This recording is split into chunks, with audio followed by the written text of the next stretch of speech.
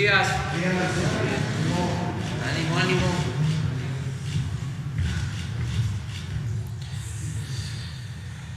Bueno, pues vamos a informar. Hoy tenemos tres asuntos importantes. Lo primero es lo de el apoyo a damnificados por el terremoto en Turquía, en Siria, y el apoyo para apagar el fuego que está afectando en Chile.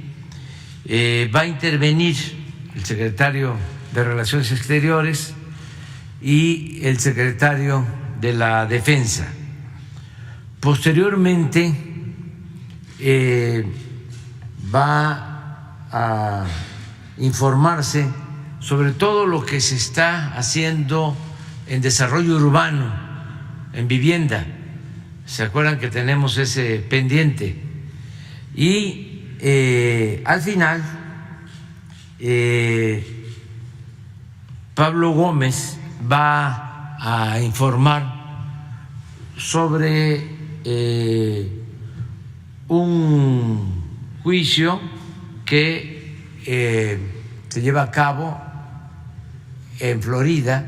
Ya hemos hablado de este asunto, en donde el Estado mexicano está reclamando bienes que presuntamente se adquirieron con dinero ilícito del pueblo de México.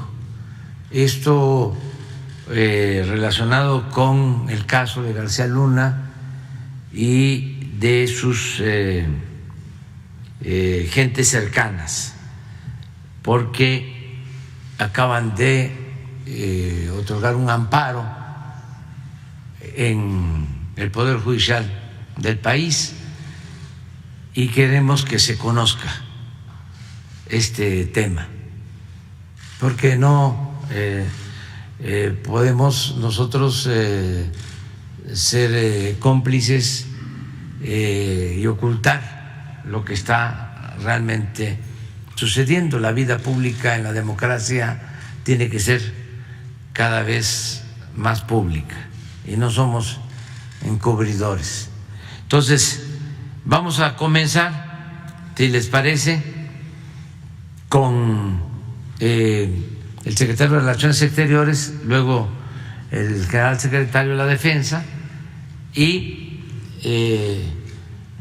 tratamos posteriormente lo que tiene que ver con el informe de desarrollo urbano, vivienda, que incluye Fobiste, que incluye del Infonavit, y al final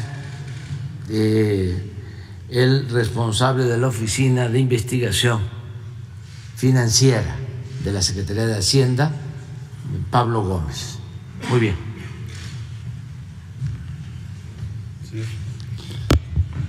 Con su permiso, señor presidente, bueno, informar que ya están en el punto los equipos. Vamos tengo también un informe breve que me llegó ahorita, es un video de 1 minuto. Bueno, son las imágenes que nos están llegando.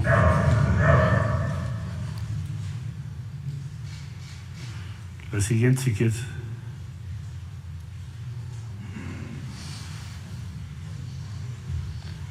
Sí, es una devastación considerable. Y ya está ahí el equipo mexicano ahorita. Ese es encontraron ya un cuerpo ahorita.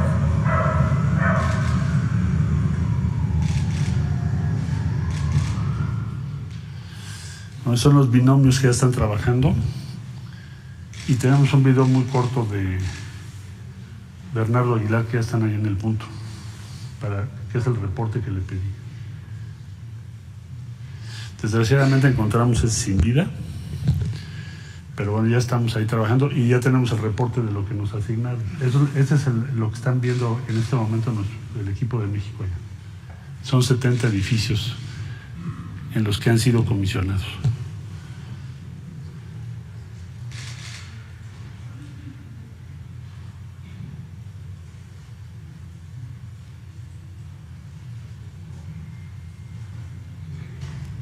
Buenos días a todas y todos.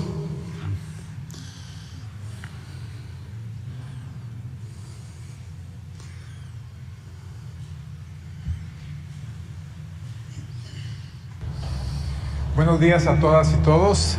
Por instrucciones del señor presidente de la República, Andrés Manuel López Obrador, ya estamos aquí en Adiyaman, en nuestro primer día de trabajo. Desde las 7 de la mañana hubo una reunión con 2 gobernadores y con el viceministro de Educación, que son las personas que están encargadas para coordinar los trabajos por parte del gobierno de Turquía aquí en esta ciudad. Y se han asignado diferentes zonas y diferentes edificios a la Brigada Mexicana. Son 70 edificios los que se han asignado y desde esa hora empezaron a trabajar en varios de ellos. Tanto las brigadas de Cruz Roja como de Sedena y de la Secretaría de Marina con los binomios caninos han estado trabajando en la localización de personas. Hay un lugar donde ya se localizó un cuerpo lamentablemente sin vida. Aquí muy cerca de donde nos encontramos también se localizaron 2 cuerpos, desafortunadamente también sin vida, pero también es importante hacer esos rescates. Entonces estamos trabajando en diferentes puntos de la ciudad, vamos avanzando, todos los equipos están trabajando de manera intensiva, la ciudad está pues prácticamente colapsada, hay cientos de edificios que lamentablemente han caído y un gran porcentaje de los que están en pie están dañados. Entonces la ayuda humanitaria, la ayuda de rescate y salvamento que está prestando México es muy importante. Sería lo sustantivo. Bernardo Aguilar, director general de Europa de la Secretaría de Relaciones Exteriores, es parte del equipo con la Secretaría de la Defensa Nacional, la Secretaría de Marina y la Cruz Roja. Pero nos acaba de llegar el reporte ya. Ahí tenemos, estas son las imágenes, ya están ahí trabajando. Para el caso de Siria, precisar que tenemos ya contacto con, desde luego, desde hace ya más de un día y medio, con el gobierno de Siria, quien nos indicó que se va a recibir la ayuda por conducto o participación de la Organización de las Naciones Unidas. Entonces estamos coordinándonos para ese propósito. El señor presidente, pues ese sería el informe, ya están trabajando ya.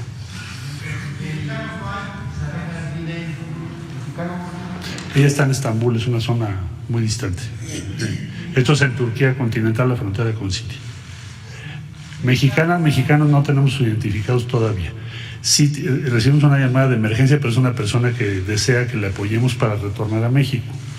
Eso es lo que hemos recibido hasta ahora. Pero bueno, ya estamos en el lugar, vamos a ver ahora qué encontramos. Y vamos a estar haciendo un reporte diario por instrucciones del presidente. Con su permiso, señor presidente, vamos a informar sobre la ayuda humanitaria. Iniciaremos con la parte de Chile. Ya desde el día de ayer arribó el segundo escalón con 150 elementos de CONAFOR. Ya en conjunto tenemos ya los 300 elementos que se constituyeron allá en Chile en 10 brigadas que van a atender cada una de ellas 3 comunas. Aquí vemos en el mapa aquí una actuando en la región de Biobío, principalmente en las comunas de Yumbel, Florida y Santa Juana, y la otra en la región de Araucanía, en Purén, Lautaro y Butaco. Están realizando una actividad importante. Fue necesario ese segundo escalón también tener un primer contacto con la Corporación Nacional Forestal de Chile para coordinar las áreas de donde iban a trabajar y la forma de estar haciendo fluir la información del comportamiento de este incendio. Aquí vemos en la siguiente lámina lo que han realizado: 141 hectáreas sofocadas del incendio, 47 kilómetros de guardarrayas, 154 viviendas aisladas, 210 kilómetros de reconocimientos en el área. Lo que tiene de afectación Chile es de lo que está en el lado izquierdo: 26 fallecidos, 2.180 lesionados, 1.180 viviendas dañadas, 293.000 hectáreas consumidas. El personal que está trabajando, los 300 elementos, las 10 brigadas, están teniendo una actividad de riesgo, pero se está privilegiando la seguridad. Hay aspectos que tienen que estar cuidando. Primeramente, hay intensos cambios de vientos. Es verano allá, aunque la temperatura es entre 32 y 34, 34 grados centígrados, lo más peligroso son estos cambios repentinos de vientos. Pero bueno, están con la coordinación ahí con las autoridades chilenas. Aquí son imágenes de lo que es el arribo de este segundo escalón, y la siguiente lámina son imágenes de las actividades de sofocación de incendios. En la parte de Turquía, bien, el personal fue trasladado en 6 autobuses a la ciudad de Adıyaman, Turquía. Ahí es donde fue asignada el área de operaciones. Como ya se mencionó, 70 edificios colapsados donde ya está realizando actividades nuestro personal de esta ayuda humanitaria. Aquí vemos adelante unas fotografías del traslado y de su presencia ahí en Adıyaman. También, primeramente el gobierno de México privilegió lo que fue la ayuda humanitaria, de ahí que se movió personal de la Secretaría de Marina, de Cruz Roja, de Defensa, de Relaciones Exteriores, para tener ese equipo importante que ayudara a la población. Pero bueno, ahorita estamos en una segunda etapa de la organización de ayuda de víveres que se harán llegar a Turquía. El gobierno federal, el gobierno de México, va a adquirir estos alimentos, y tenemos el ofrecimiento de la empresa Ozon Cargo con una aeronave Airbus 330. Esta aeronave tiene una capacidad de 50 toneladas y la empresa tiene experiencia en vuelos intercontinentales, y eso nos va a permitir poder llevar a la ejecución esta segunda fase del gobierno de México. El espacio donde se va, o el centro de acopio del que se va a establecer por parte del gobierno federal, será en la base aérea militar número 1 en Santa Lucía, Estado de México, para que si hay ciudadanos que quieran participar, la sociedad que quiera participar en proporcionar algunos alimentos, pues ahí los estaremos recibiendo. Será el único centro que se establecerá para poder recibir esas donaciones. Una vez que esté lo que se adquiera por el gobierno federal y lo que se done por la sociedad civil, se organizará toda la carga, se pedirá a la empresa el avión para que en el centro de acopio ahí de la base aérea militar número 1 se lleve a cabo el embarque y se organice el personal que irá representando a México para la entrega de estos víveres allá a Turquía. Los miembros de la sociedad que quieran participar en esto, consultamos con el embajador de México en Turquía para ver qué alimentos son los que se consumen allá o qué se necesitaba mayormente en el área. Nos establecieron que es una población musulmana que tiene algunas formas de alimentación, y nos recomendaron que se trasladaran ya sea frijol, conservas de verduras, arroz, atún, sardina, garbanzo y ropa térmica. Es lo que fue la recomendación realizada por las autoridades de nuestro país allá en Turquía. Entonces, pues estaremos ya haciendo esta actividad para poder, junto con la empresa Auson Cargo, poder llevar esta ayuda humanitaria en víveres a la población de Turquía. Es todo, señor presidente. Muchas gracias. Con permiso, señor presidente. Gracias, Jesús. Con permiso, señor presidente, muy buenos días. Bueno, vamos a dar una breve recapitulación de lo que ha sido la política nacional de vivienda a partir de esta administración. Siguiente lámina. Vamos a iniciar con esta imagen donde pueden ustedes apreciar lo que corresponde al rezago habitacional en el 2020. Prácticamente el rezago habitacional se concentra en el sur-suroeste del país. Y un tema muy importante a destacar que hemos hecho en esta administración desde que hemos entrado es enfocar completamente la política de vivienda bajo tres premisas. Uno, que es un derecho, no es un mecanismo mercantil que hay que explotar, sino es un derecho humano la vivienda, es el primer punto. El segundo punto, una focalización clara de dónde tenemos el rezago habitacional a nivel nacional. Y el tercero es el mecanismo en cómo estamos atendiendo ese rezago. La mejor forma que hemos encontrado es la autoproducción con apoyos y créditos directos a las familias. Aquí tenemos lo que corresponde una gráfica por parte de la administración del Infonavit en 2017, donde claramente se puede notar los municipios, los estados con mayor rezago habitacional, Chiapas, Tabasco, Oaxaca, los estados del sur recibían el menor número de apoyos o créditos a nivel nacional. En este caso, en Infonavit son créditos. Entonces, es un claro ejemplo de cómo había una distorsión entre la oferta y la demanda de necesidades de soluciones habitacionales a nivel nacional. En la siguiente lámina podremos ver cómo hemos venido modificando el otorgamiento de lo que corresponde los subsidios por parte de la Comisión Nacional de Vivienda. Podrían ver en 2017-2012 la mayor concentración de los subsidios en la parte norte del país, un panorama muy similar en el 2013 al 2018, donde el rezago, ya sabíamos en ese entonces que está ubicado en el sur-suroeste. Y hoy en día, en esta actual administración, el 2019 al 2022, se puede ver claramente la focalización de los recursos donde realmente se necesita, donde tenemos el mayor rezago habitacional. Esos son uno de los puntos centrales de esta administración. En la siguiente lámina tendríamos un resumen general del conjunto de créditos y subsidios acumulados al día de hoy.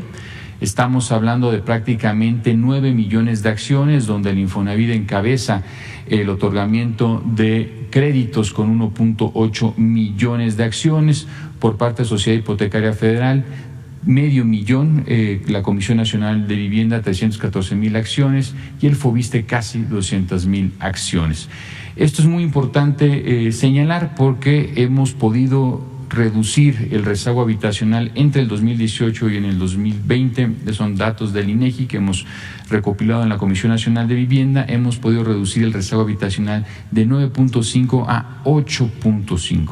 Habrá que esperar los nuevos datos por parte del INEGI en este año y ver dónde estamos situados. La tendencia es a la baja, es un tema muy importante porque esto no se había visto en los últimos 20 años. La disminución del rezago, vuelvo a reiterar, viendo la vivienda como un derecho. Segundo punto, focalizando las acciones claramente en regiones donde tenemos ese rezago.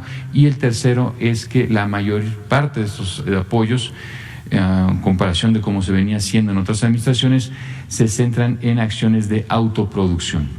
Es un elemento muy importante, la focalización y la autoproducción. Sin más, le cedo la palabra a la subsecretaria Edna Vega.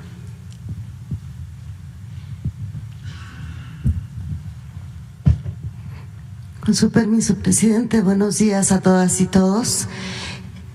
Continuando con la presentación del secretario Román Meyer, y aunque ya lo habíamos hecho en una mañanera anterior, insistir en la importancia que tiene el otorgamiento de subsidios y apoyos. Antes esto se dispersaba a través de distintas instituciones y no necesariamente llegaba a las personas que más lo requieren.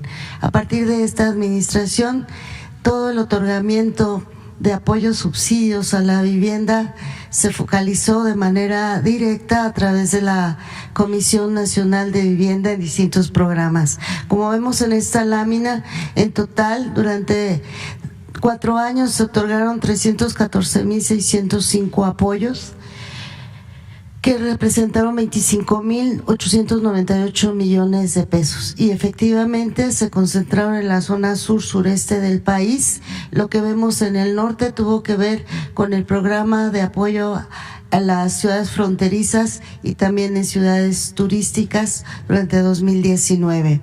Entonces se han atendido en 32 entidades, 1,133 municipios, lo cual es un dato muy importante. ¿A través de qué programas? El programa Por una Mejor Vivienda, que explicamos, se cerró el programa emergente de vivienda y este año continúa a través de este esquema. 168,725 apoyos, que consisten en una aportación de 35,000 pesos para mejoramiento, 80,000 pesos para ampliación, de manera directa a la gente y que ellos deciden qué hacer con su vivienda. La verdad es que los resultados han sido muy favorables, la confianza en la gente y que ellos lo desarrollan ha sido un elemento fundamental, sin ningún tipo de intermediarios, de ninguna características. El siguiente programa es el Programa Nacional para la Reconstrucción.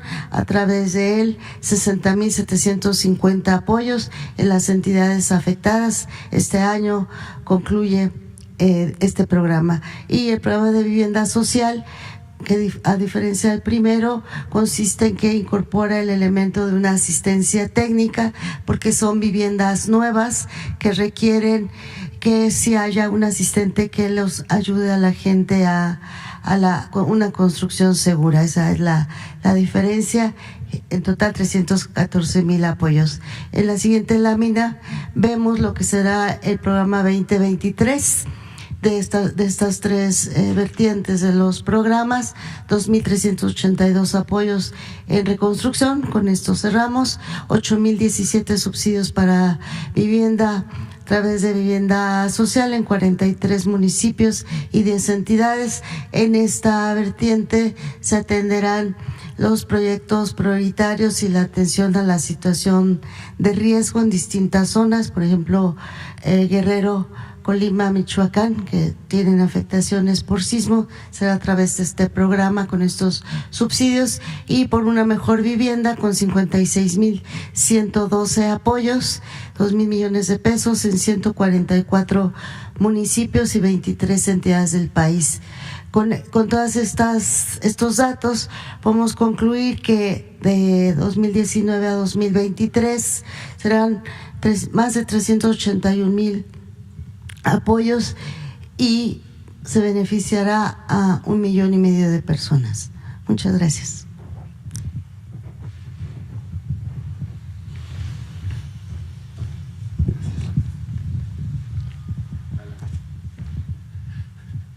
Con su permiso, señor presidente, muy buenos días. Pues dar una repasada general de qué hemos venido haciendo en Foviste, informarles acerca del cierre del programa de crédito 2022, el cual cerró con 48,728 créditos otorgados, una derrama económica de 42,597 millones de pesos.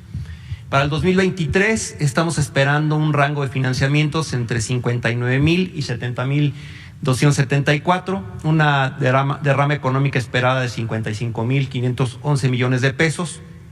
Quiero destacar como algo importante que, si bien ya lo hemos informado a finales del año pasado, se aprobó por nuestros órganos de gobierno la inscripción continua. Por primera vez en los 50 años de Foviste, el otorgamiento de créditos no será a través de sorteos ni de puntajes. El momento en el que el acreditado, el derechohabiente, quiera acercarse con nosotros, podrá ejercer su crédito. Y también alineados con la Política Nacional de Vivienda, y como lo informaba el secretario Meyer, en el programa de crédito 2023 contempla entre 2.100 y 2.800 créditos para autoproducción y además 15,000 acciones para mejoramientos de vivienda. Eso para ayudar a acabar contra el rezago habitacional que existe. La siguiente, por favor. Una cosa muy importante que nos instruyó el señor presidente ya hace aproximadamente unos 7 meses y que se trabajó de manera coordinada primero con el mismo director general del ISSSTE, con la Consejería Jurídica, con la Secretaría de Hacienda, es una serie de cambios legales a la ley del ISSSTE que traigan muchos importantes beneficios a nuestros derechohabientes y acreditados. Menciono los 4 principales. También por primera vez se estarían otorgando créditos en pesos.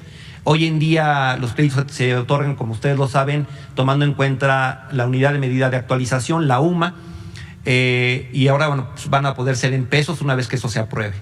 El monto del crédito y los pagos mensuales se podrán determinar tomando en cuenta el salario básico del trabajador. Hoy en día solamente se toma en cuenta el salario básico y la idea será que al aprobar esto, a decisión del propio derechohabiente, pueda hacerse no solo el sueldo básico, sino el sueldo básico más las compensaciones a las que tenga derecho. Eso también dará una mayor capacidad de crédito y la amortización de este crédito también será de una manera un poco más suave y amable. Lo de inscripción continua que ya mencionamos, queremos que también quede como una cuestión de ley. Y como punto 4, que es importante, tenemos un número de acreditados que salen del sector y ellos, pues al quedarse sin un empleo, pues se les deteriora el crédito rápidamente. Entonces, con esto podremos hacer una serie de reestructuras para poderlos apoyar a ellos. Y también, para trabajadores en activo que por alguna cuestión económica el descuento de la nómina no sea suficiente, poder hacerles una reestructura para que también puedan ellos cubrir su pago. Y como último punto, la siguiente lámina, por favor, también por instrucciones del señor presidente, hemos trabajado en una serie de medidas o soluciones para problemas con créditos emproblemados. El de liquidación de 10, en el cual se condona el 10% restante de cuando alguien ya pagó el 90% del crédito.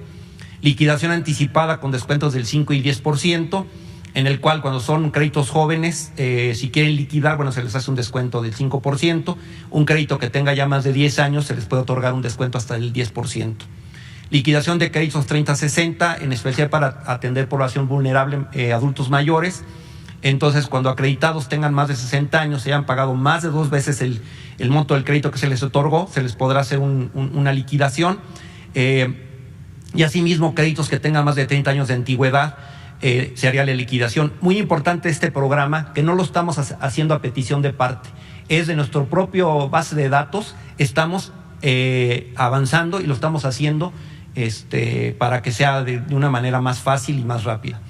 Reestructura total de liquidación, créditos deteriorados por crisis económicas, se podría dar un descuento hasta de un 34% del saldo pendiente de pago.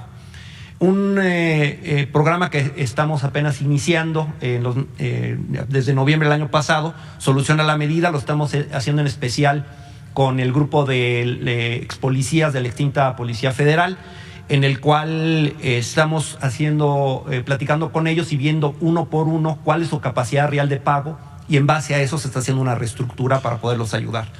Y también anunciamos hace unos días, por instrucciones también del señor presidente, y él nos hizo favor de aprobarlo. Como decíamos nosotros, los créditos que tenemos, nuestra cartera está en la unidad de medida de actualización, la UMA. Entonces el FOBISSSTE estaría absorbiendo el 11.5% del aumento que se dio en la UMA, para en vez del 7.82 quedar en un 6.92, y estaría esto costando 4,000 millones de pesos que se dejarían de recibir.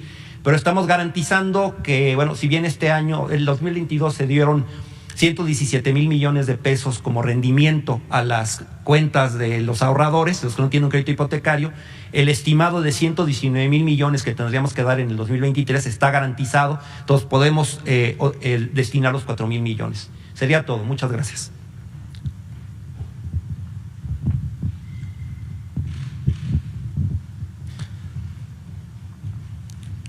Con su permiso, presidente, buenos días a todos los compañeros de los medios de comunicación. Como nos pidió presidente, el Infonavit da créditos de manera directa, sin intermediarios y en las mejores condiciones.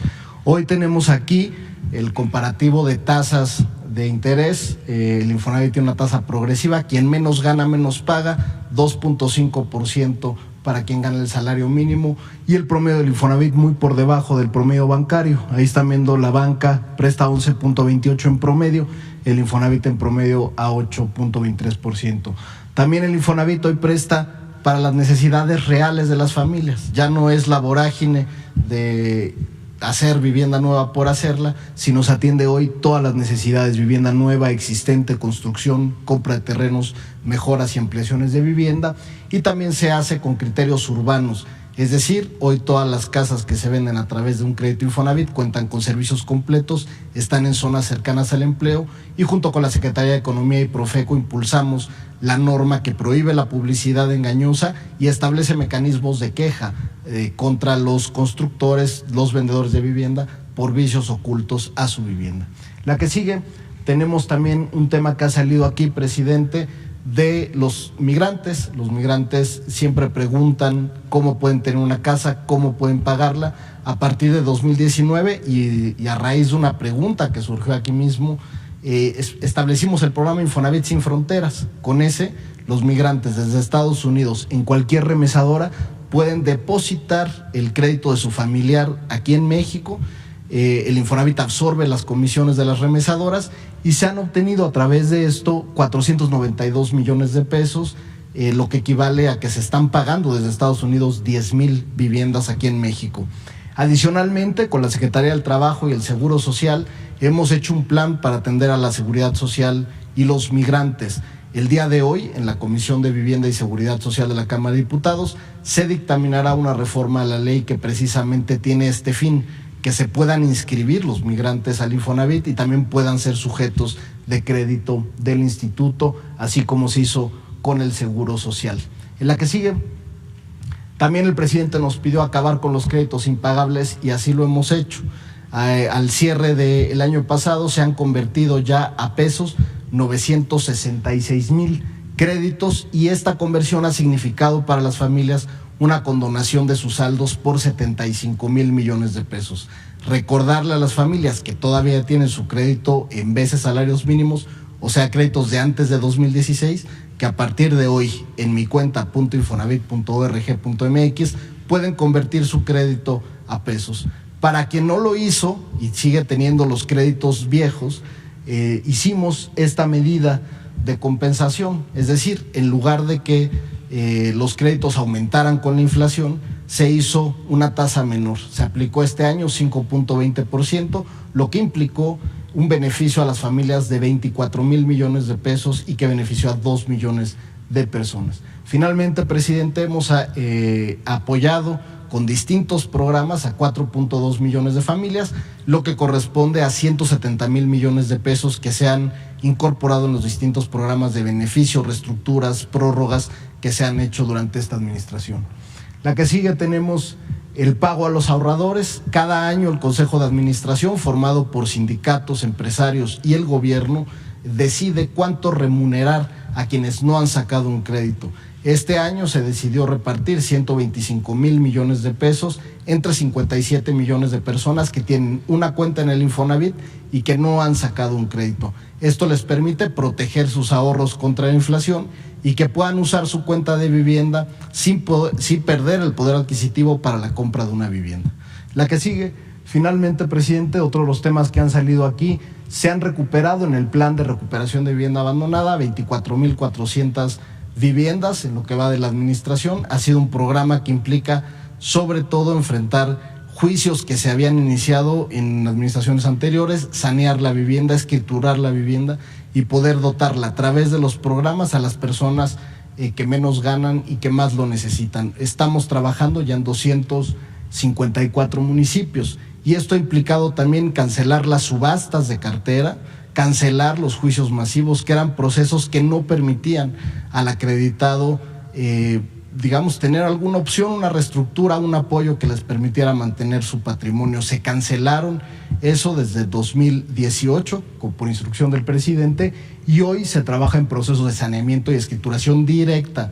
Ya no se requiere de un despacho jurídico, sino el Infonavit está saneando y escriturando la vivienda para que pueda darla a las familias que más lo necesitan, aquellas que estén en condición de ser recuperadas. Finalmente, presidente, como se comentó aquí en la conferencia sobre precisamente las subastas de vivienda, las subastas de cartera que le perdían las instituciones, ¿no? En el Infonavit detectamos precisamente que las subastas que se llevaron a cabo durante la administración pasada, que más o menos eran 20,000 casas que se vendían a terceros, el Infonavit por esa actividad le perdió 260 millones de pesos.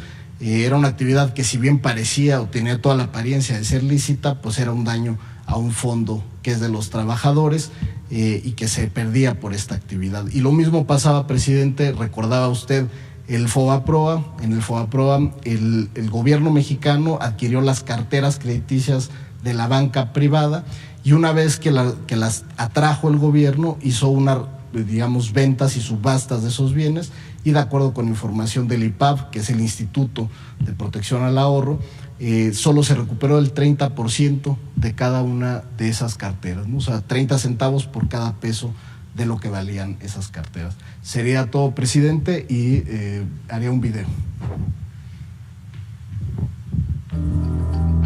En México, más de 8 millones de viviendas se encuentran en condición de rezago. Esta problemática se concentra principalmente en el sur-sureste del país. Durante las últimas décadas, resultado de la visión neoliberal y mercantilista, se construyeron en masa cientos de fraccionamientos alejados de las ciudades. El resultado fue un abandono masivo de viviendas, dejando de lado la esperanza y los recursos de la gente. Desde el inicio de esta administración, la Política Nacional de Vivienda tomó una visión social, mejorando y ampliando el tipo de apoyos y créditos para las familias. Después vinieron y ya tomaron medidas y que fotos, y nos dijeron que iban a tumbar la casita y todo, y con la sorpresa de que nos iban a hacer una casa por completo. Al día de hoy, alrededor de 3 millones de familias han recibido algún apoyo o crédito por parte de los organismos nacionales de vivienda, y casi 1 millón de viviendas han dejado de estar en rezago, lo que representa la disminución más importante en 20 años.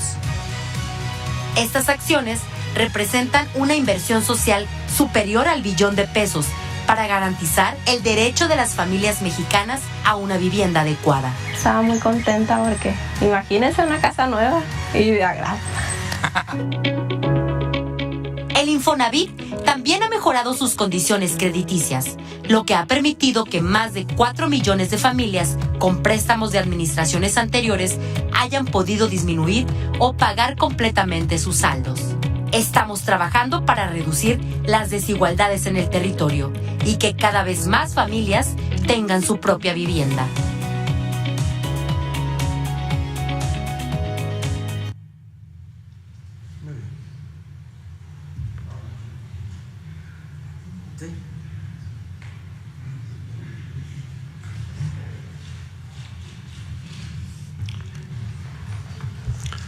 Gracias. Buenos días.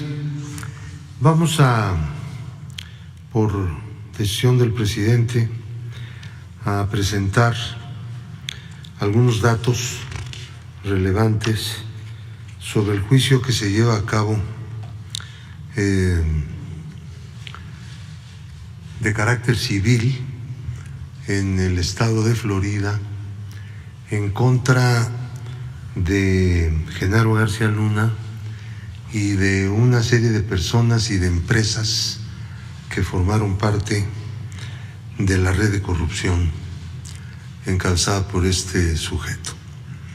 Durante el tiempo que Genaro García Luna ejerció su cargo como secretario de Seguridad Pública del gobierno federal y posteriormente a ello tejió una red de corrupción y lavado de dinero para beneficio personal y de sus socios cercanos.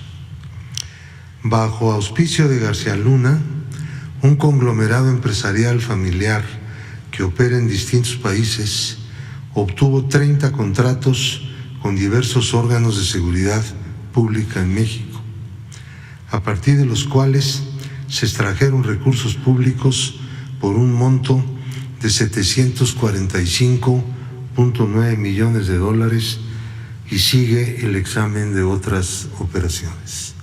No hemos terminado.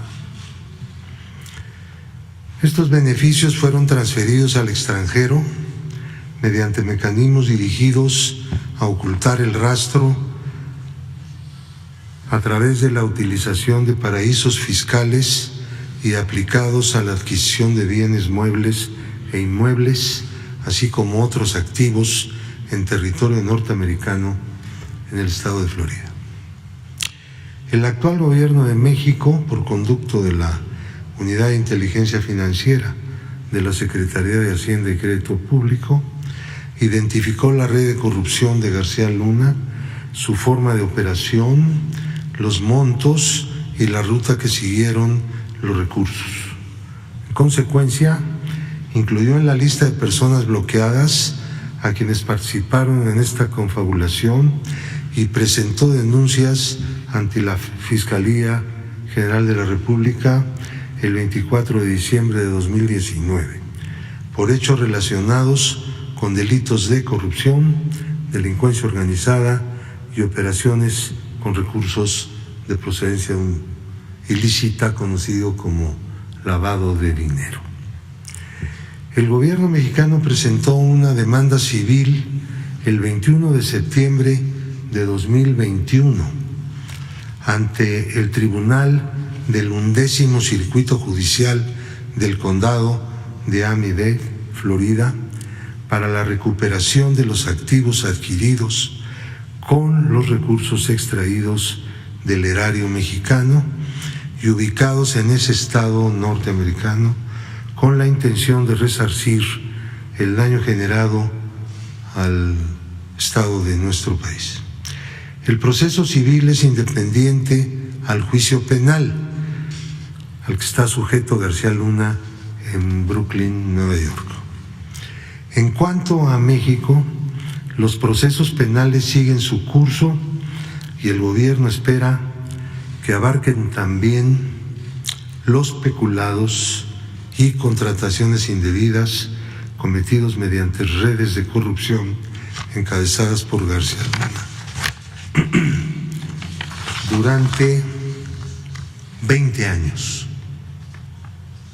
incluyendo dentro de estos los 6 años del gobierno anterior, en que siguió operando esta red de corrupción de García Luna, cuando ya no era servidor público. Tenemos un listado de 40 contratos que se llevaron a cabo y que fueron instrumentos para la comisión de delitos de corrupción. Y el producto de la inmensa mayoría de estos contratos, por 745.879.384 dólares con 78 centavos hasta este momento. Estos recursos, producto de estos 40 contratos que se van a dar a conocer todos, son los que están en este momento en el juicio civil de Florida.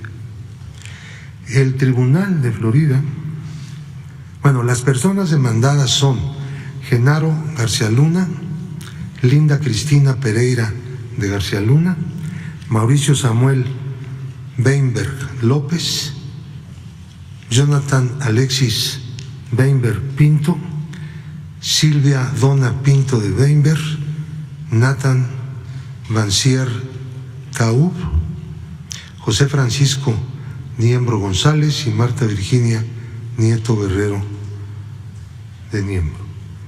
Hay una lista de 44 empresas que fueron utilizadas en esta trama de corrupción. Voy a mencionar No todos los contratos, puesto que son muy largos, pero vamos a poner como ejemplo de lo que estamos hablando el uso que se le dio a estos recursos por parte del grupo empresarial que tiene su sede en los Estados Unidos y que fue organizado por García Luna para llevar a cabo todas estas contrataciones que resultaron ser ilícitas durante el tiempo que este individuo fue servidor público y durante los 6 años posteriores. En total 20 años, como ya se señaló. Cosas como estas, ¿no? Propiedades aseguradas judicialmente en el procedimiento civil contra la red de corrupción presuntamente encabezada por García Luna. El comprador Península CAS, un valor de mercado aproximado de este inmueble de $768,381. Península Más adquirió 807,741 tiene el valor aproximado de este inmueble. Jan Ocean, 1,180,800. Estamos hablando de puros dólares. Aquí no hay pesos. Jan Ocean, por un valor aproximado actual de 1,134,000. Jan Ocean otra vez, 314,880, el valor de un inmueble. Otra vez de Jan Ocean, $566,114. Jane Ocean, 557,688. Brill, 5,002, así se llama esta razón social. 1,150,000 es aproximado el valor de este inmueble. Otra vez Jet Ocean con otro de 151,630. Península Sand tiene uno de 745,872. Village Bay tiene uno de 262,656. Best tiene uno de $4,200,000. Silvia Donna Pinto de Weinberg tiene uno de 2,232,876. Delta Integrator tiene otro de 555,800. Delta Integrator tiene otro más de $900,000. Delta Integrator tienen $510,965. Delta Integrator tiene otro más de la esposa de la persona mencionada por $509,961. Yagra posee uno 469,806. Marta Virginia Nieto Guerrero tiene uno de $911,232 para un total de $17,930,402. Son inmuebles asegurados por la Corte norteamericana en el proceso civil que inició el gobierno de México para recuperación. Hay una serie de cosas que no son inmuebles, que son muebles de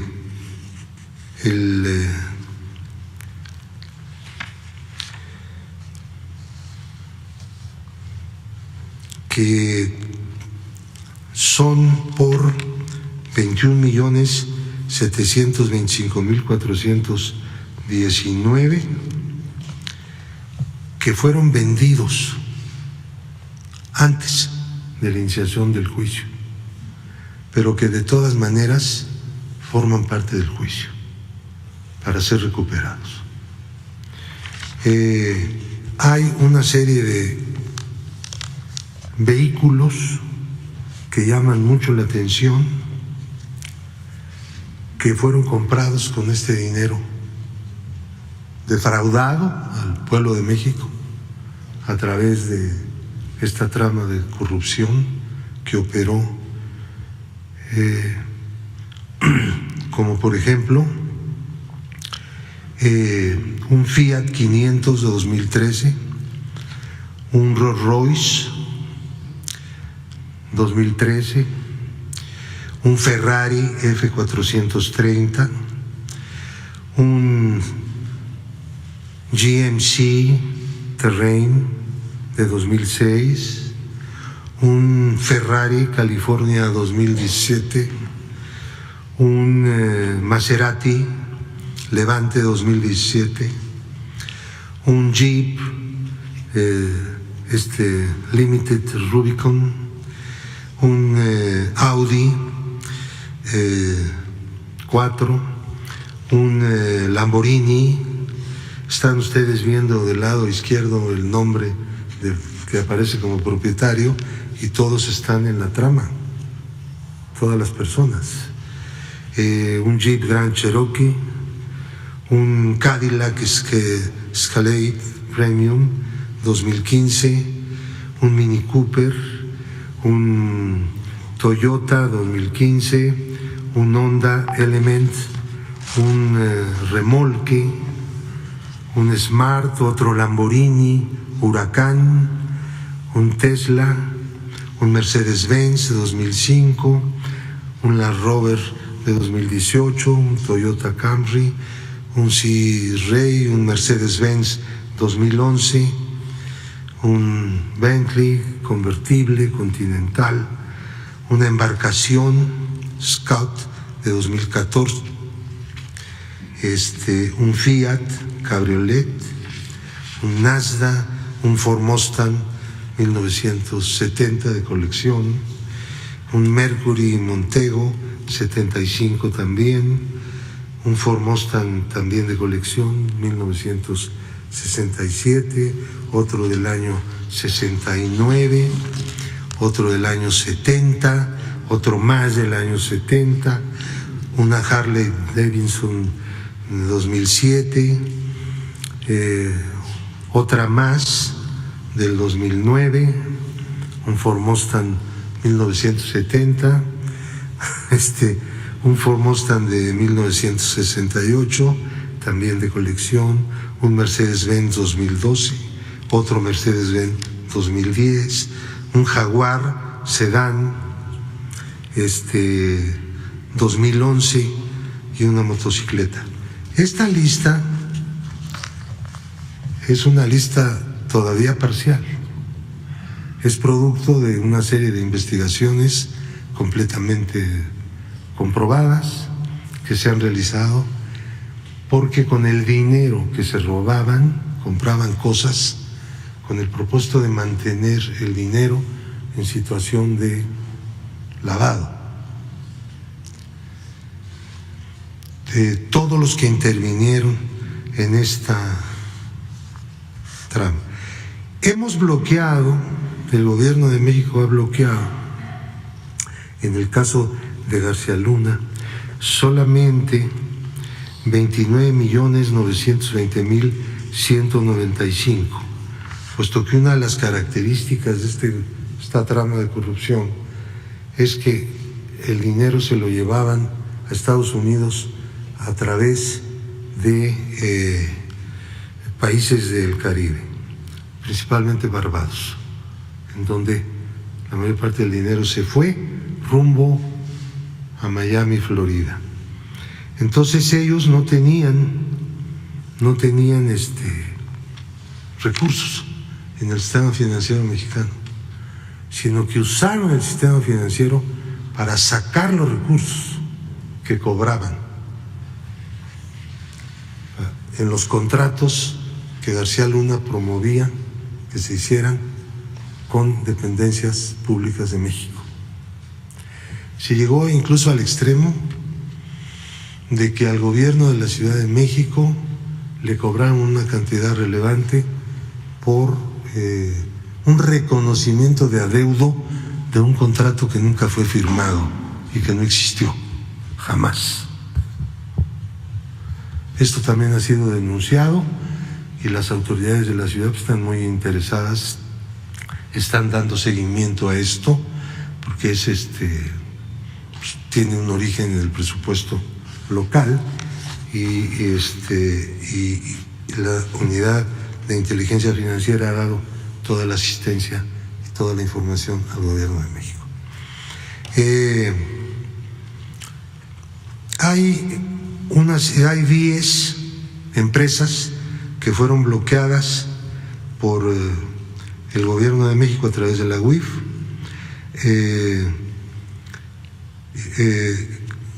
cuyo monto bloqueado solamente fue de 4,5 millones de pesos. Las empresas cobraban e inmediatamente se le llevaban el dinero. A ciencia y paciencia de las autoridades de entonces, quiero decirlo, porque así fue.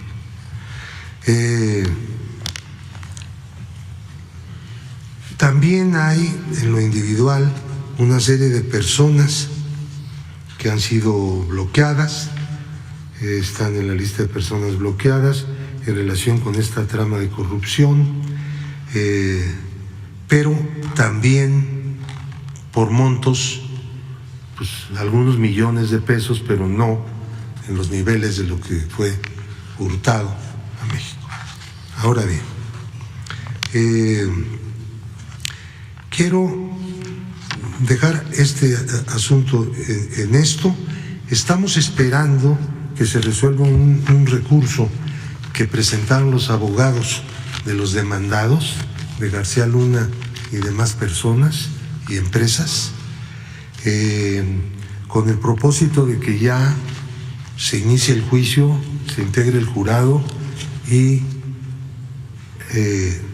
pues se hará todo el esfuerzo con el propósito de recuperar el dinero de lo que se nos despojó como país y como pueblo. Ahora, en esto, ya pasando a un tema vinculado con esto que acabo de mencionar, el señor Luis Cárdenas Palomino ha recibido del 5º Tribunal Colegiado en Materia Administrativa del Primer Circuito la protección y el amparo de la justicia de la Unión.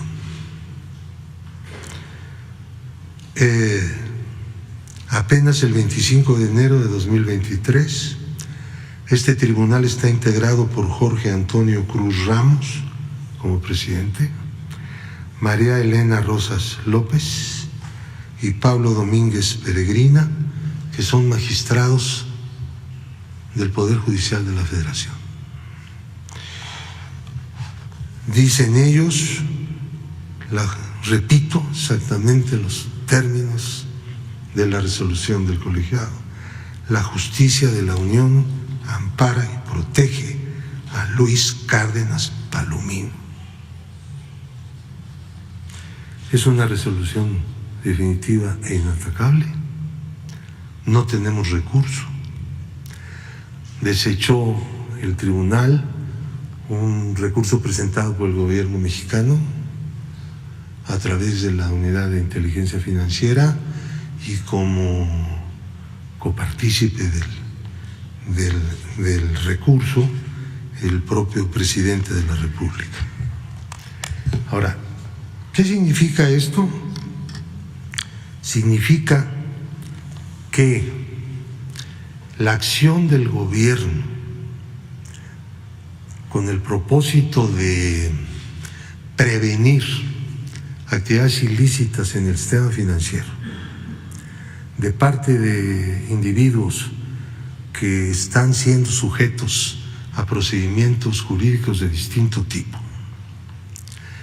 y que se conoce que realizan actividades de lavado de dinero son pues liberados por del problema de estar en la lista de personas bloqueadas y de no poder realizar actividades en el sistema financiero mexicano por el Poder Judicial mexicano, que debería pues interesarse justamente en lo contrario, ¿no? Cualquiera lo podría suponer. El gobierno de México no puede callar frente a esto, porque pues, este no es un problema de colaboración entre poderes, este es un problema de otro orden. Tiene que darse, espérame tantito, tiene que darse se tiene que informar al pueblo de México lo que está pasando. El argumento es, vean el argumento, el procedimiento que llevó a la UIF a inscribir a esas personas, porque este es un caso, hay decenas y centenares de casos, en la lista de personas bloqueadas, como es un procedimiento meramente nacional y no lo está solicitando ningún país extranjero, por lo tanto, carece de suficiente certeza y carece de seguridad jurídica. Punto. Jurisprudencia elaborada en su momento por el ministro Medina Mora, aprobado por la segunda sala, y que no todos, quiero insistir, los jueces aplican a ciegas. A ciegas. No solamente es un criterio malinchista, es un criterio que sirve para convalidar actividades ilícitas, proteger no solamente a criminales de la delincuencia organizada, sino especialmente a los corruptos, ex servidores públicos, etcétera, todo ese tipo de cosas que hemos tenido. Entonces, pues yo quiero que se entienda que no se está persiguiendo a nadie ni por sus ideas, ni por sus posiciones políticas, simplemente lo que se está haciendo es cumpliendo con la ley. Uno de los instrumentos es justamente el bloqueo de las cuentas, que es de tipo preventivo.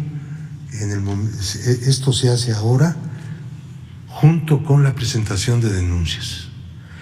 Hay jueces que han llegado incluso a prohibir que la información de inteligencia financiera pueda ser entregada al Ministerio Público. Y entonces quedan las personas que están siendo protegidas por esos jueces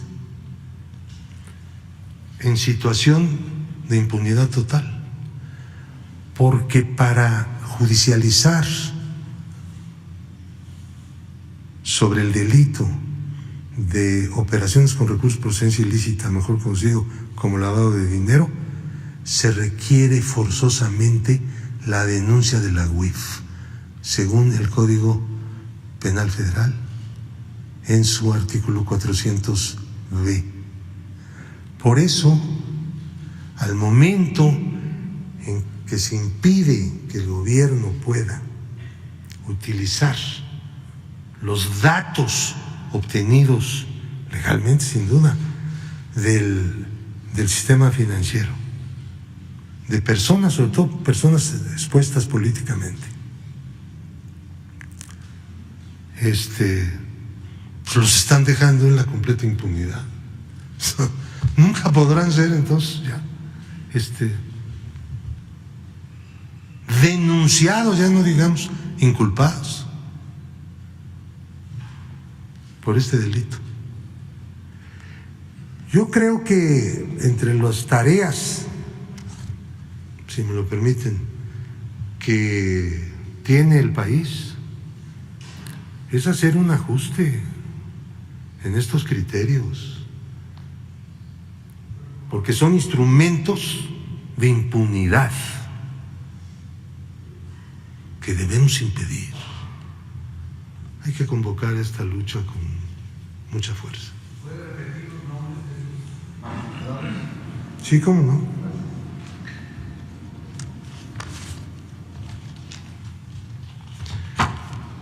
Estamos hablando del quinto tribunal colegiado en materia administrativa del primer circuito. Presidente es Jorge Antonio Cruz Ramos y los integrantes son magistrada María Elena Rosas López y el magistrado Pablo Domínguez Peregrina. El acuerdo se tomó por unanimidad. Nadie puso en cuestión la aplicación de un criterio completamente, quiero decirlo, antinacional e inconstitucional.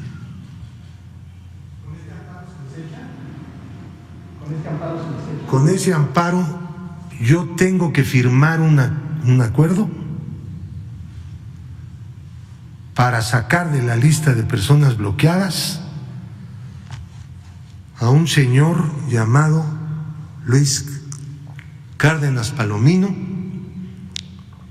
conocido delincuente, exfuncionario público, que se encuentra preso, por cierto, en una cárcel de los Estados Unidos. ¿Ah? ¿No verá la queja en la corte? ¿No podría meter queja en la corte? No. No, porque es un tema jurisdiccional y en materia de resoluciones jurisdiccionales de los tribunales no hay queja. La queja se presenta en el Consejo de la Judicatura por trámites, cuestiones de forma, mala práctica o corrupción, pero por una resolución judicial no se ve en el terreno jurisdiccional, que fue lo que hicimos, lo que hizo el gobierno de México. Un juez le da un amparo a este señor, vamos al colegiado diciéndole esto es un error. No solamente no debe hacerse en este caso, no debe hacerse en estos casos. Ayuden a luchar para proteger el sistema financiero nacional, pero sobre todo para acotar el espacio de la impunidad y de la tolerancia a la corrupción. Ese es el planteamiento. ¿Se le había asegurado bloqueado a Cárdenas Palomino, por favor? Originalmente fue bloqueado por 5,5 millones de pesos que tenía en una cuenta. Obviamente, pues son dineros livianos, ¿no? Para estas tramas de corrupción, porque no las tienen. Pero estar en la lista de personas bloqueadas no solamente quiere decir que sus cuentas concretas han sido bloqueadas, sino que no tiene ya acceso al sistema financiero. No puede cobrar un cheque, ¿entienden? No puede comprar valores, no puede comprar moneda extranjera. Queda la unidad de inteligencia financiera no bloquea cuentas. Las cuentas quedan bloqueadas como consecuencia de que las personas son bloqueadas. Ingresan a lo que se llama lista de personas bloqueadas para que no hagan uso del sistema financiero mexicano para realizar actividades ilícitas. Porque es muy sencillo usar, sobre todo en una economía tan abierta como la mexicana. Estos recibían el dinero y en el momento en que recibían los pagos estas empresas, en ese momento se iba el dinero a Barbados. Ahí se quedaba en un banco, en una cuenta de ellos, y luego veían la manera de irlo mandando a Miami. Y luego en Miami veían la manera de comprar cosas, casas, hemos hablado de eso, de Lamborghinis, etcétera. Todo Todo eso es parte del sistema de la trama corrupta que realizó Genaro García Luna. Lo de García Luna no es un asunto de llegó, robó y corrió. No, es una cosa profunda que tiene que ver con el Estado corrupto que construyeron los neoliberales en este país. ¿Por qué monto va a liberar ¿Perdón? ¿Por qué monto se va a liberar de las cuentas de Cárdenas Palomino? ¿Cuál es el monto actual? Antes de la resolución del tribunal colegiado, hubo un juez que le concedió un amparo, no contra su inscripción en la lista, que no podría una suspensión definitiva. El juez no puede hacer eso, pero sí puede ordenarle a la UIF que desbloquee la cuenta concreta. Nosotros teníamos una cuenta bloqueada de 5,5 millones. El juez, si quieren les doy el nombre del juez. El juez lo desbloqueó y al día siguiente, adiós. Porque esa es ¿me entienden? Esa es la trampa de la cosa. ¿Cuántos casos tienes similares? De Cárdenas Palomino. A ver, son dos personas. ¿Te refieres a Cárdenas Palomino o a...? Los nombres que presentamos ahorita, les quiero decir que todo el dinero se lo llevaron a Miami. No.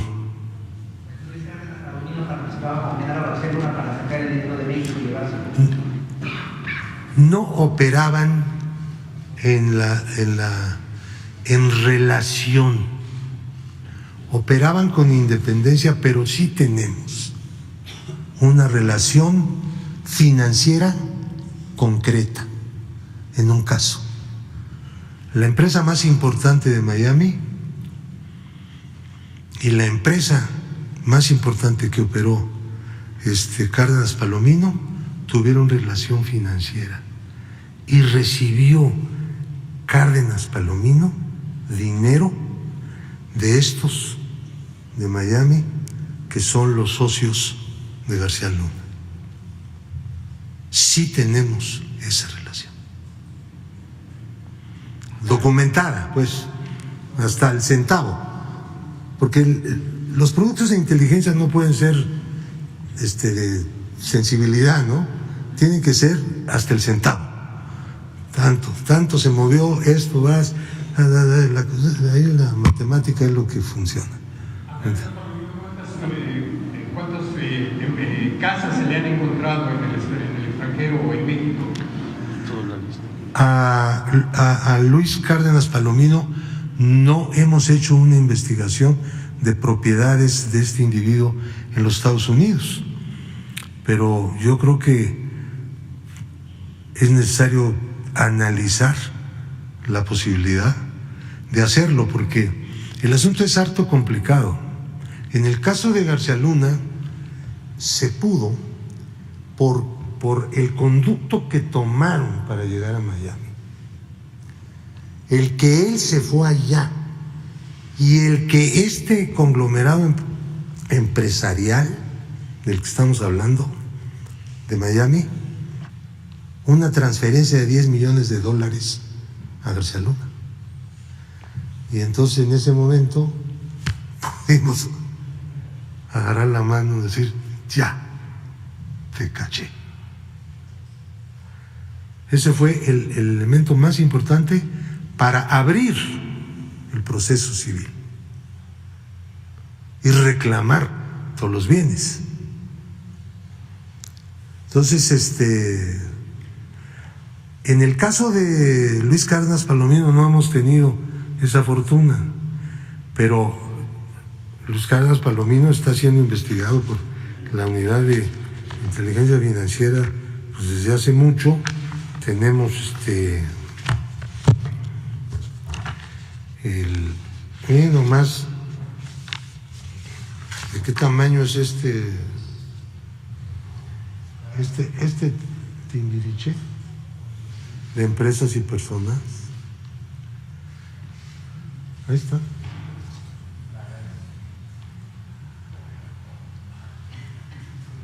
Jesús, no lo muestres mucho porque resulta que los buscadores de información, porque hay buscadores profesionales, piden a través de transparencia al instituto que cosas como estas que de repente aquí aparecen las entreguemos.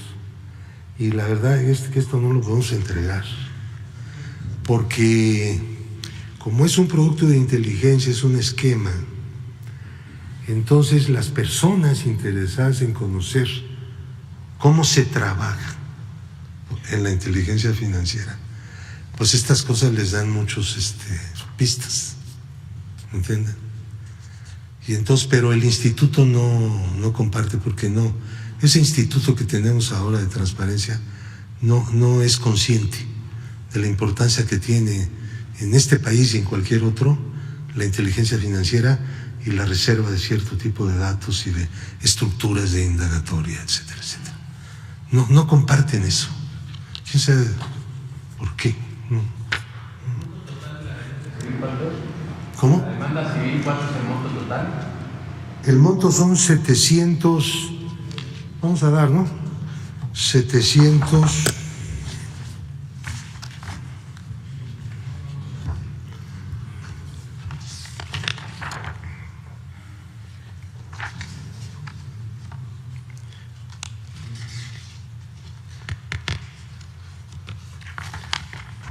Ya se me hizo aquí bolas el engrudo.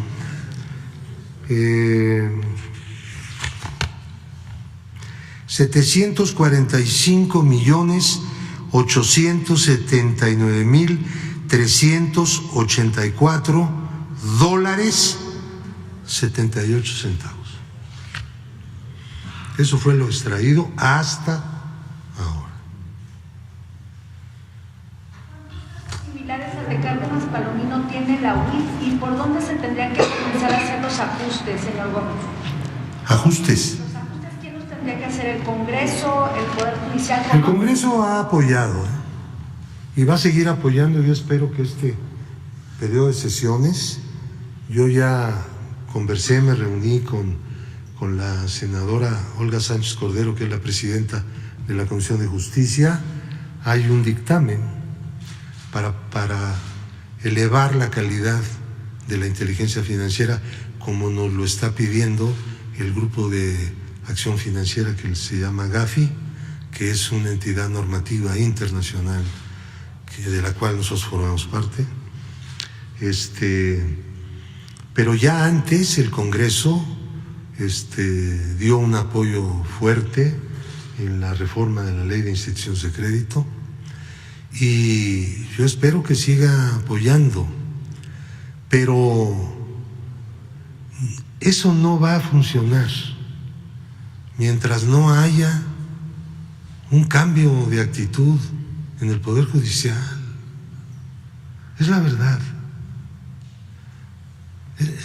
Sinceramente lo digo. Nosotros no tratamos de molestar absolutamente a nadie, ni hacer campañas de nada. Simplemente es lo que vemos todos los días. ¿Cuántas personas salvan la situación? Porque un juez sencillamente le da el palomazo y vámonos. Se acaba de hacer una reforma del Poder Judicial.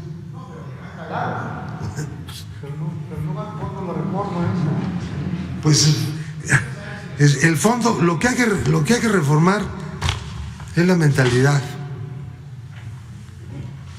la conducta y alejar de intereses extraños a los que están ahí.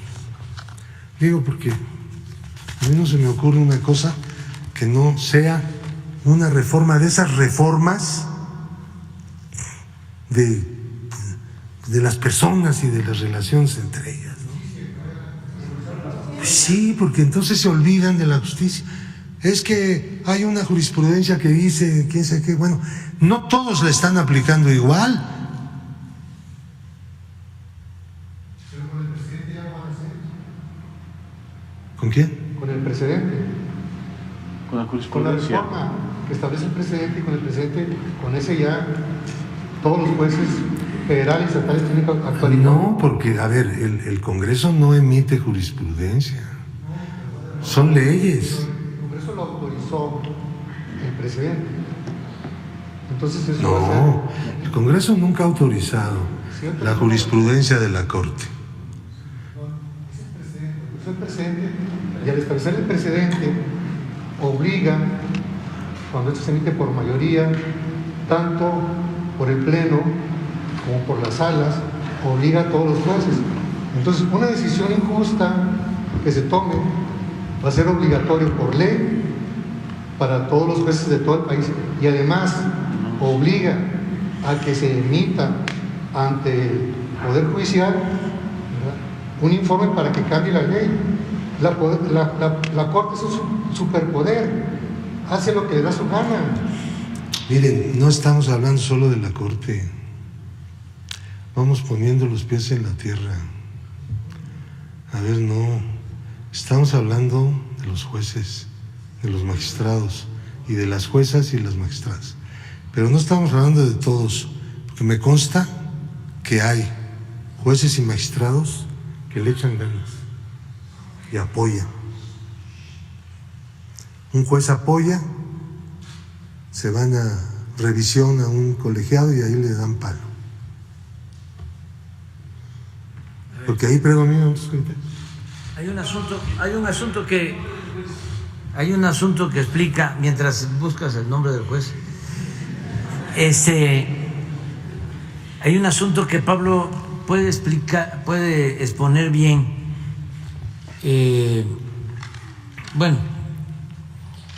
Tiene la experiencia en haber sido el precursor de la desaparición de la partida secreta. Se debe a este señor.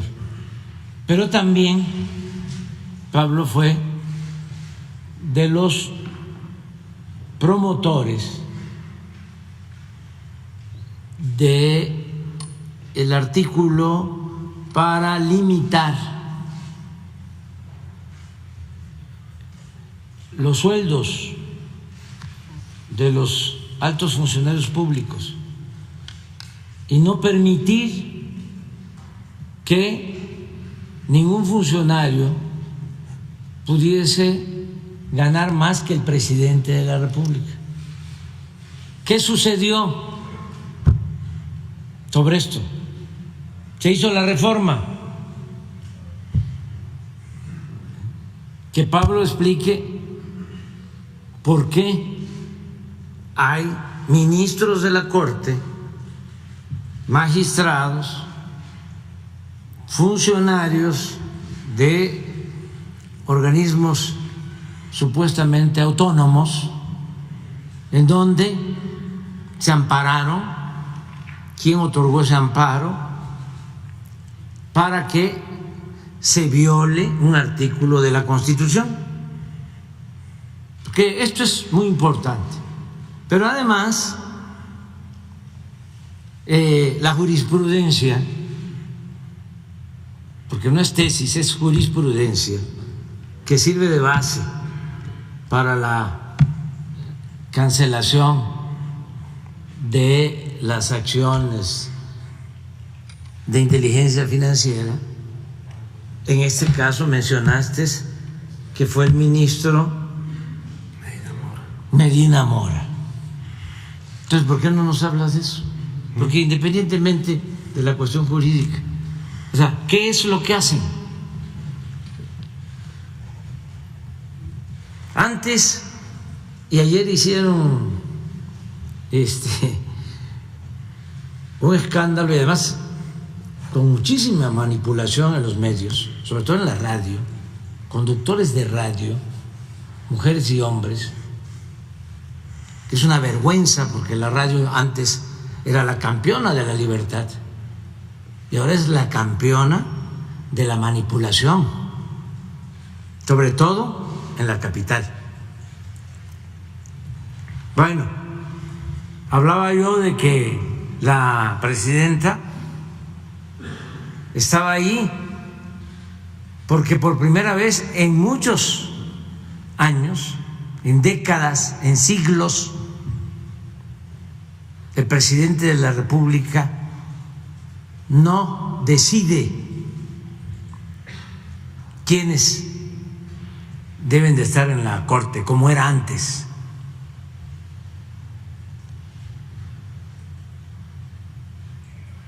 Me van a contestar los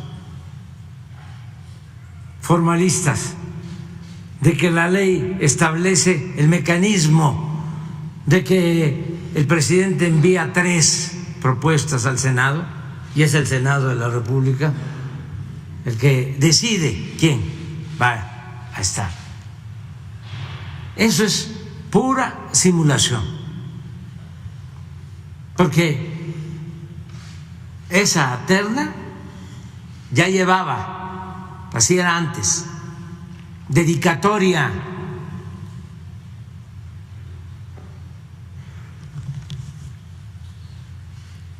Toda esa simulación fue lo que caracterizó al régimen de corrupción, de injusticias, de privilegios, a la república simulada que se padeció por mucho tiempo y que todavía prevalece, como es el caso del Poder Judicial, con honrosas excepciones en jueces, en magistrados y también en ministros. Pero si queremos purificar la vida pública de México, lo tenemos que hacer comprendiendo a todo el gobierno de la República, gobiernos federales, gobiernos estatales, poder ejecutivo, poder legislativo, poder judicial, todos. Y para llevar a cabo esa transformación por entero, porque ya iniciamos la transformación, se requiere del apoyo de los ciudadanos. Y para que los ciudadanos apoyen, se necesita hacer realidad el derecho a la información. Porque si no tratamos estos temas aquí, ¿en dónde los van a tratar?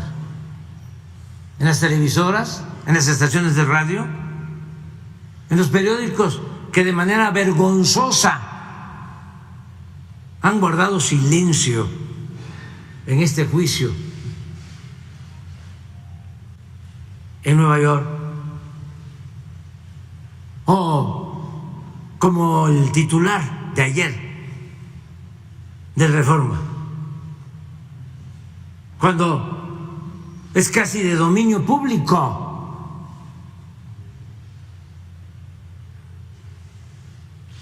La asociación delictuosa que prevalecía entre autoridades y delincuencia organizada. Y todavía se atreve el Reforma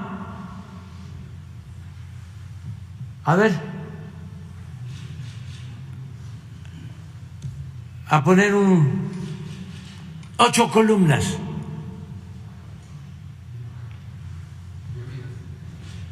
Implican a Calderón, pero de oídas. Y por cierto, hoy, ¿cuáles son las 8 columnas? Es que esto nos da una idea de cómo dan el cielo a militares.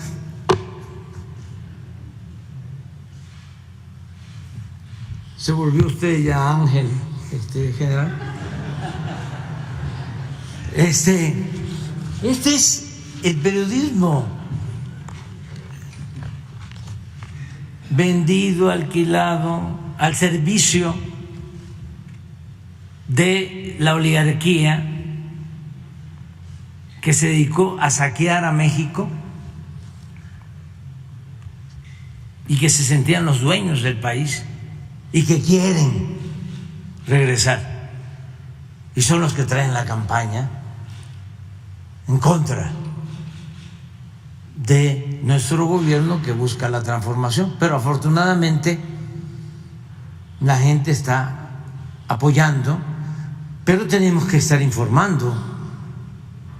Y por eso estamos aquí.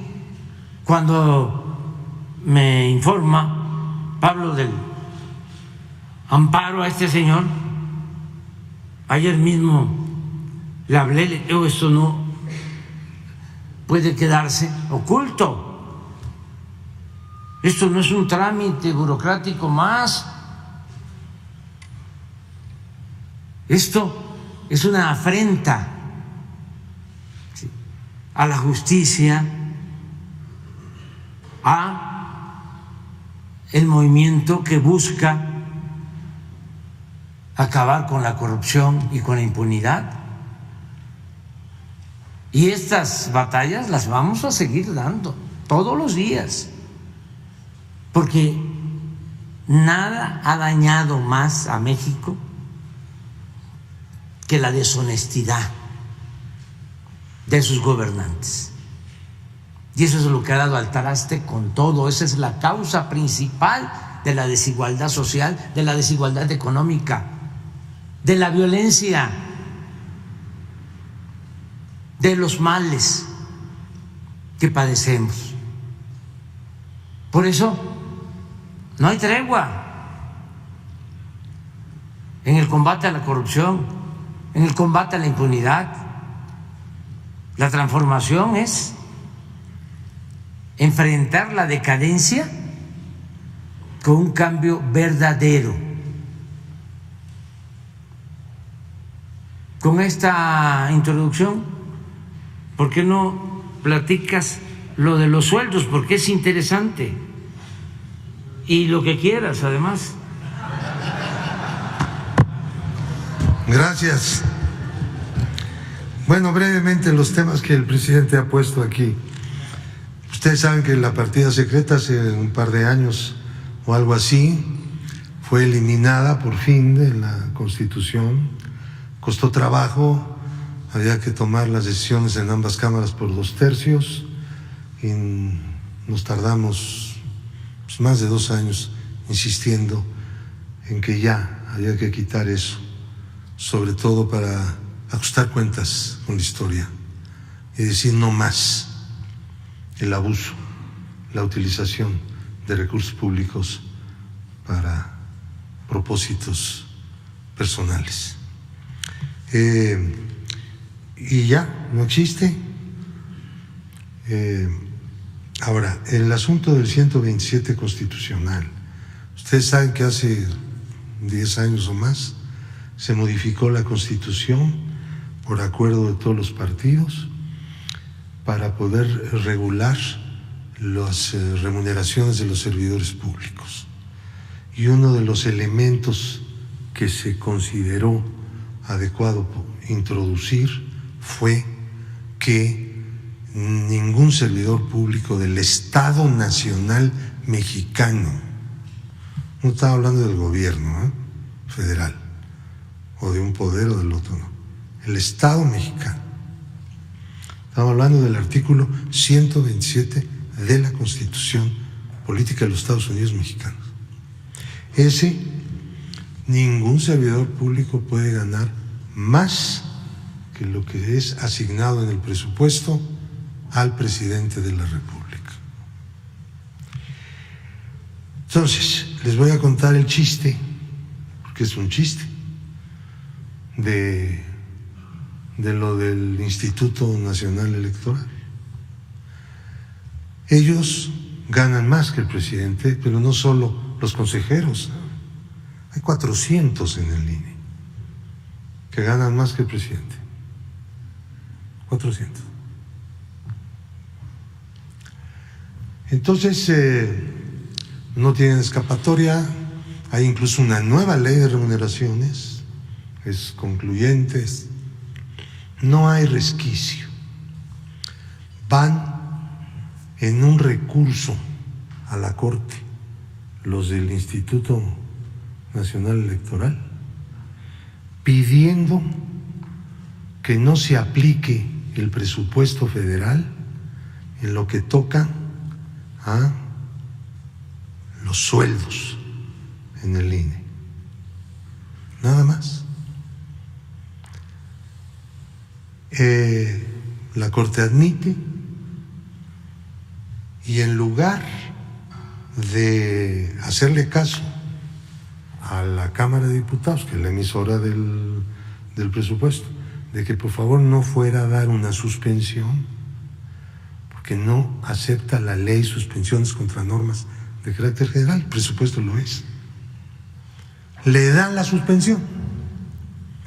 No se aplica el presupuesto en materia de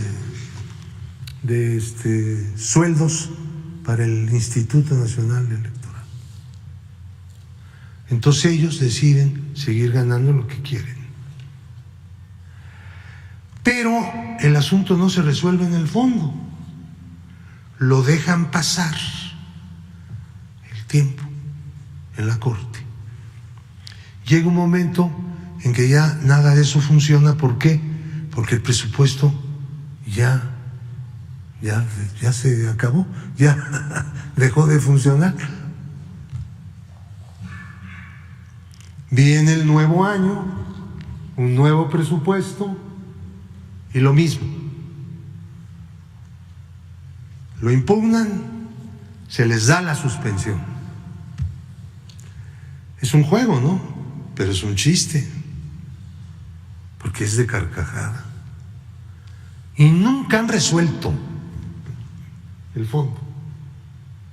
Nunca se ha pronunciado la Corte. ¿Por qué hace esto la mayoría en la Corte?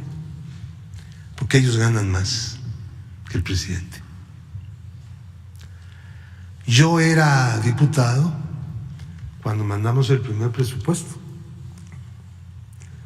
correspondiente al año de 2019.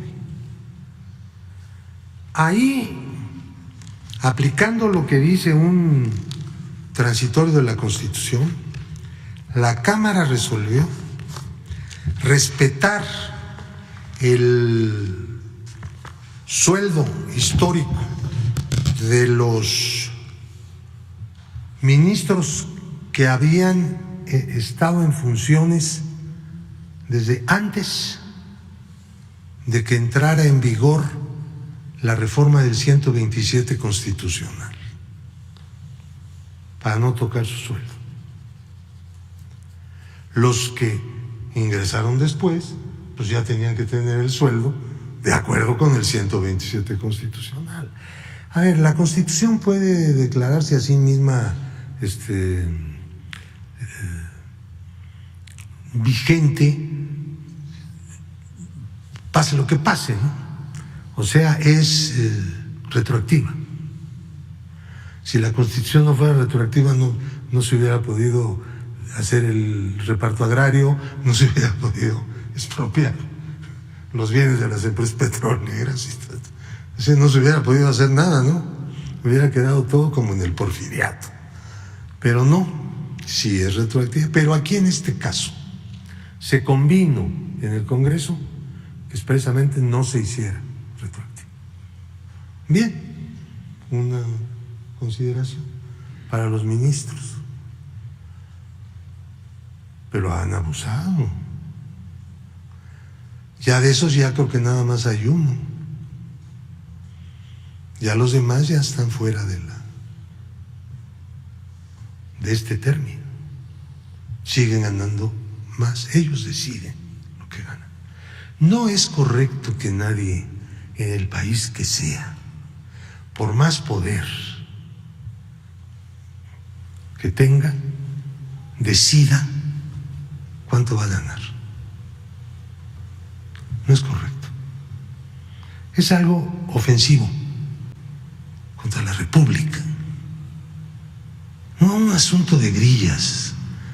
No importa tanto lo que se están embolsando. Lo que importa es que esa arrogancia de autoasignación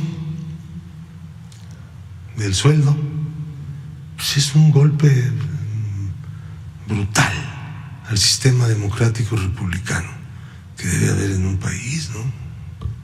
Esa es la lucha. El otro asunto. No es un amparo, es una controversia. Se presentó como INE. Sí, como INE. Los consejeros decidieron presentarla. Y luego algunos dicen que ellos no cobran tanto, que porque lo que cobran, una parte la regalan. Bueno, entonces si cobran tanto, ¿no? Pues cada quien hace, sí, yo regalo mi sueldo. No deja de ser mi sueldo. Hago con él lo que quiero. Entonces ellos dicen, no, yo no gano tanto, yo lo regalo. Bueno, pues, ¿quién sabe qué regalará? Termino, presidente, con el asunto de Medina Mora. Sí. Último. Va. Este también es algo dramático, tragicómico.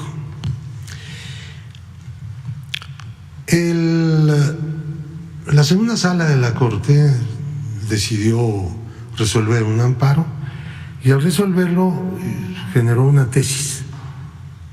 Esa tesis dice que el procedimiento de bloqueo que se hace de acuerdo con la ley y la Constitución de México carece de certeza y de seguridad jurídica. ¿Por qué? No explicaron por qué.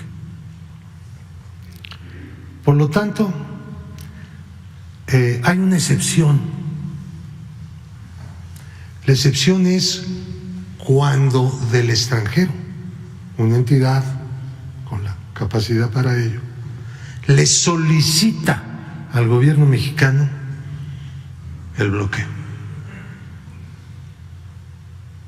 Y luego hicieron otra que dice, pero no se trata de una solicitud etérea, tiene que decir nombre, apellido del que va a ser bloqueado y que quieren que se bloquee. Eso lo convirtieron en jurisprudencia, ¿no? Que pues, agarraron otros casos, empezaron a adoptar, juntaron 3 y vámonos. O sea, es una maniobra, ¿no? Actualmente tenemos esta. Yo presenté una solicitud a la Corte para que un amparo se atrajera desde el colegiado donde está en revisión, como amparo en revisión fuera a la Corte. Es un procedimiento frecuente que existe y lo puede hacer cualquiera. Yo lo hice siempre y cuando, claro, un miembro del consistorio, o sea, un miembro de la Corte, apoye. Entonces yo hablé con una de las integrantes de la segunda sala y encontré la atención esperada. Entonces ella presentó mi solicitud en la segunda sala y dijeron sí, hay que traerlo, pero para endurecer aún más la jurisprudencia. Entonces esta ministra dijo, no se trata de eso, se trata de hacer una revisión para superar la tesis malinchista de Medina Mora. Se quejaban algunos poderosillos en aquel entonces que los ponían en la lista de personas bloqueadas y también algunos poderosos delincuentes. Entonces eso generó una reacción en el máximo tribunal, que consideró que no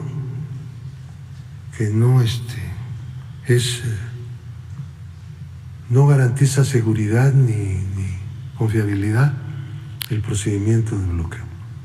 Entonces Medina Mora redactó fue el ponente. Este es el problema que tenemos. Yo me he dirigido recientemente, a partir de que el ministro Pérez Dayán fue nombrado presidente de la segunda sala, pidiéndole que la segunda sala rectifique esto, que ese rumbo es inconveniente para México, es un acto de lesa soberanía, es someter la soberanía al dictado de una agencia extranjera. Y yo, pues en el tiempo que llevo en la UIF, desde luego ustedes comprenderán que nunca le he pedido a ningún gobierno, nunca le he pedido al FBI ni a la DEA un papelito, ¿no? No, porque pues eso es someternos a, no a ellos, someternos a ellos por decisión de nuestra propia Corte. Yo no admito que la Corte pueda hacer eso. El gobierno mexicano no puede estar de acuerdo. Y bueno, pues así que está la cosa. Y tengo la promesa de que va a haber un nuevo examen de que cada quien, porque no han atraído ningún asunto en revisión que está en los colegiados para aprovechar ese amparo en revisión atraído por la segunda sala para poder dictar una corrección a esa jurisprudencia. Hay que dictar una nueva. Punto. Dejar atrás la que está vigente y construir la nueva jurisprudencia, así como hicieron la construcción de la que está actual. Y pues apoyen, por favor. Vamos a la marcha de la lealtad. Estuvo bastante interesante esta conferencia porque tenemos muchos temas y todavía nos faltan muchísimos días de conferencia. Vamos a ver el reporte último del capítulo, porque el Reforma ya está en los cielos, ¿no?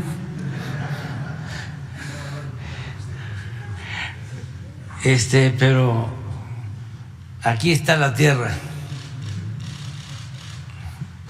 Esto es lo que está en la tierra.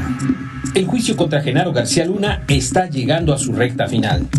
Este miércoles 8 de febrero, en el 10º día de audiencias en la Corte del Distrito Este de Brooklyn, en Nueva York, la Fiscalía determinó que el próximo lunes llamará a sus últimos testigos y dará por terminada su parte. Se espera que en ese día presenten a un testigo significativo. Mientras tanto, la defensa está analizando seriamente si García Luna declarará en el juicio. En caso de hacerlo, el juez dio la orden de que la defensa debe avisar a la Fiscalía a más tardar el próximo lunes en la mañana y el testimonio se llevará a cabo el martes. En caso de que García Luna no testifique, podrían empezar los argumentos de cierre de ambas partes el jueves de la próxima semana. Durante la audiencia, se concluyó el testimonio de Marlene Tarantino, funcionaria del Servicio de Ciudadanía e Inmigración de los Estados Unidos, quien fue la encargada de revisar la solicitud de Genaro García Luna para naturalizarse como ciudadano estadounidense. La testigo presentó como evidencia la solicitud con la fecha del 1 de junio de 2018 y manifestó que en ella García Luna señaló que no había cometido ningún crimen. Tarantino afirmó que tras su revisión, compartió la información de la solicitud a otras agencias para su investigación. El siguiente testigo fue Egbert Simon, agente de la patrulla fronteriza. En su breve testimonio, Simon detalló la bitácora de entradas y salidas de García Luna a Estados Unidos entre 2012 y 2019, revelando que el lugar donde más tiempo pasaba García Luna mientras vivió en dicho país fue Miami, donde estableció su residencia, y que el país que más visitaba era México. La Fiscalía luego llamó a Iván Carrera, agente de la DEA, quien declaró haber sido uno de los 5 agentes que arrestaron a García Luna en Dallas, Texas, el 9 de diciembre de 2019. Carrera manifestó que tras la detención y al momento de llevar a cabo el interrogatorio, la videocámara no funcionó pese a intentarlo por varios minutos, por lo que procedieron a realizar los cuestionamientos sin grabar. aclaró que García Luna aceptó rendir su testimonio sin ser grabado. El testigo afirmó que cuando le preguntó a García Luna si tenía nexos con el narcotráfico, en específico con los Beltrán, este negó tener alguna relación con los Beltrán Leiva y dijo que él los combatía, no los ayudaba. Además señaló no conocer a Iván Reyes. Durante el contrainterrogatorio, la defensa cuestionó que en todo el complejo de la DEA en Dallas únicamente tuvieran una videocámara y criticó que García Luna no hubiera tenido presente a su abogado. En respuesta, la Fiscalía volvió a señalar que García Luna había aceptado participar en el interrogatorio sin ser grabado, lo cual quedó plasmado en el acta. El próximo testigo de la Fiscalía fue George Dietz, agente especial del Departamento de Justicia de Estados Unidos, Distrito Este de Brooklyn, Nueva York. Antes del testimonio de Dietz, se presentó un debate intenso entre las partes y el juez, pues la Fiscalía pretendía que Dietz mostrara fotografías que se obtuvieron de la computadora de García Luna al momento de su arresto, en las que se muestran propiedades, coches y motos, entre otras cosas. El abogado defensor César de Castro argumentó que aunque una persona tenga fotos de ciertas cosas en su computadora, no necesariamente quiere decir que sean de su propiedad. Al final de la discusión, el juez decidió que la Fiscalía solo podía presentar fotos que muestren bienes que puedan probar efectivamente que le pertenecen a García Luna. La Fiscalía procedió a presentar fotografías de la llamada Casa Blanca de García Luna en Cuernavaca. El testigo se encargó de describir el contenido de estas, mientras que proporcionaba la fecha en la que supuestamente fueron tomadas. Tras esto, la Fiscalía decidió dar por terminados los cuestionamientos por este día, pero anunció que durante la siguiente audiencia presentará fotografías de un yate, autos de lujo, la colección de armas de García Luna, motocicletas Harley Davidson y la casa de García Luna en la Ciudad de México, en la que se encontraba lo que el ex embajador de Estados Unidos en México, Anthony Wayne, llamó en una audiencia anterior el acuario de agua salada más grande que haya visto. Hoy jueves no habrá audiencia por la imposibilidad de un miembro del jurado para asistir, por lo que el juicio se reanudará el lunes próximo. Bueno, nos vemos